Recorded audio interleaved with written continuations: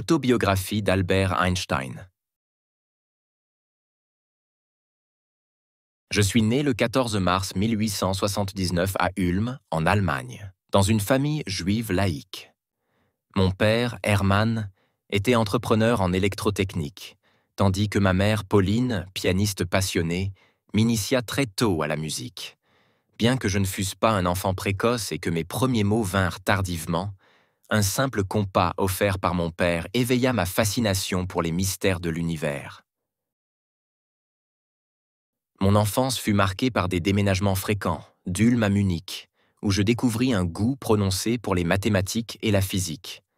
Le système scolaire rigide de l'époque limitait pourtant ma curiosité naturelle. Peu motivé par ces méthodes traditionnelles, je trouvais refuge dans mes lectures et mes propres expérimentations, cultivant un esprit critique dès mon plus jeune âge.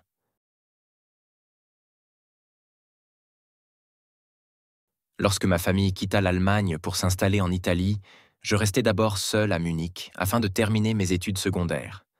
Ce fut une période difficile où l'isolement nourrissait mon envie de quitter l'école. Finalement, je rejoignis mes parents à Milan avant de m'inscrire au Polytechnicum de Zurich en 1896, un établissement où je trouvais enfin un environnement intellectuellement stimulant.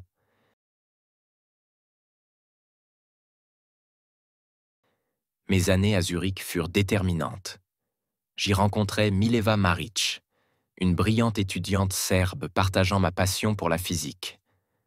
Nos discussions nourrirent mes idées scientifiques, tout en posant les bases de notre relation amoureuse. Toutefois, mes idées novatrices furent souvent incomprises par mes professeurs, freinant mes ambitions académiques.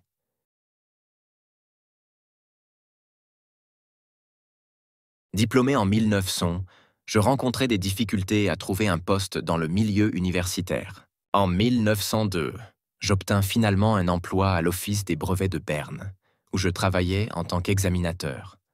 Ce poste m'offrit la stabilité nécessaire pour poursuivre mes recherches personnelles, des années cruciales pour l'émergence de mes concepts révolutionnaires.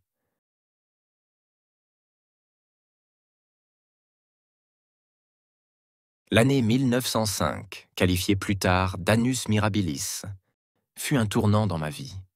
Je publiai 4 articles scientifiques majeurs, bouleversant la physique. Ces travaux abordaient la relativité restreinte, l'effet photoélectrique et la théorie moléculaire. Mon équation E égale à mc carré de Wien, l'une des plus célèbres et iconiques de l'histoire des sciences.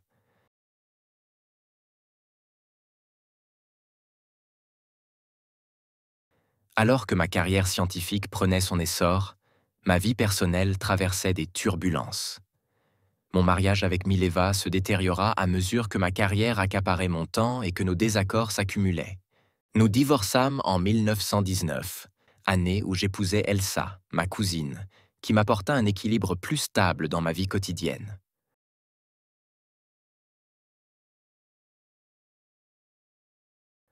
Au même moment, mes recherches culminèrent avec la publication de ma théorie de la relativité générale en 1915.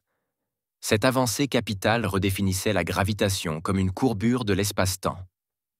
En 1919, une éclipse solaire confirma mes prédictions, propulsant mon nom sur la scène internationale et faisant de moi un symbole de la science moderne.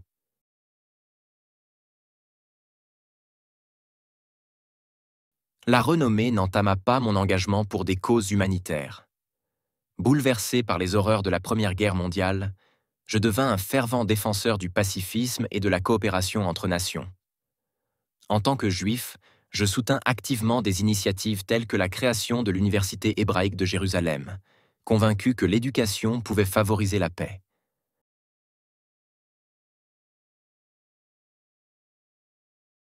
L'antisémitisme croissant en Europe ne fit qu'amplifier mes inquiétudes.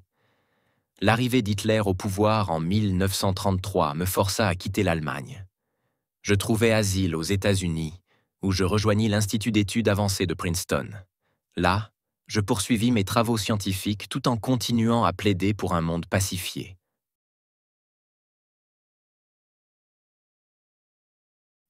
En 1939, bien que profondément attaché à mes idéaux pacifistes, J'écrivis à Roosevelt pour l'avertir du danger que représenterait une bombe atomique développée par les nazis. Cette lettre contribua au lancement du projet Manhattan. Après Hiroshima et Nagasaki, je regrettais profondément cette initiative et appelais de toutes mes forces au désarmement nucléaire.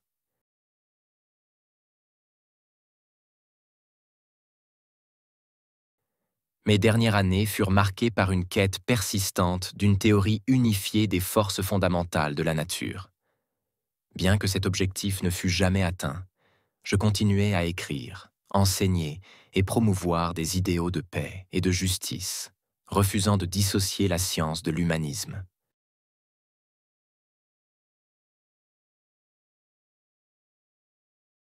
Dans mes moments de répit, la musique, en particulier mon violon, restait un refuge apaisant. Cette passion, enracinée dans mon enfance, me permettait de trouver une harmonie intérieure face aux nombreuses pressions de la vie publique et de mes recherches complexes.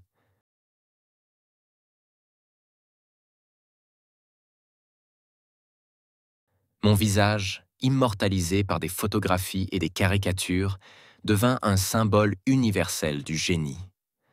Pourtant, derrière cette image publique, je restais un homme humble, émerveillé par les mystères de l'univers, convaincu que la curiosité était l'un des plus grands moteurs de l'humanité.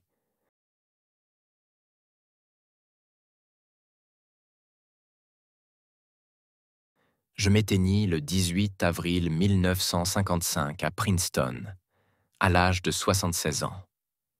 Mon corps fut incinéré, mais mon cerveau, prélevé sans autorisation, attira l'attention des chercheurs désireux d'en percer les secrets. Cette situation reflète l'étrangeté de mon héritage et de la fascination qu'il continue de susciter.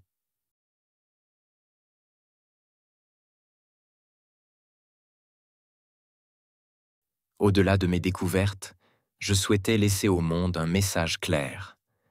La science doit servir à améliorer la condition humaine et non à la détruire.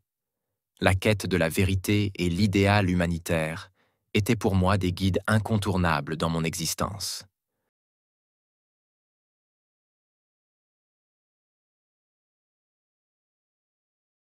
Mon parcours, bien qu'exceptionnel, illustre avant tout la force de la réflexion et de l'imagination humaine.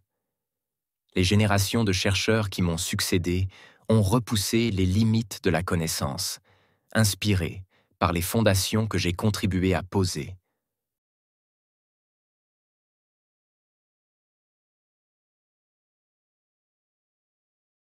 Aujourd'hui, encore, mes théories éclairent notre compréhension de l'univers. Leur influence dépasse le cadre strictement scientifique, imprégnant également la philosophie, les arts et la culture populaire. Elles témoignent de l'interconnexion entre savoir et créativité.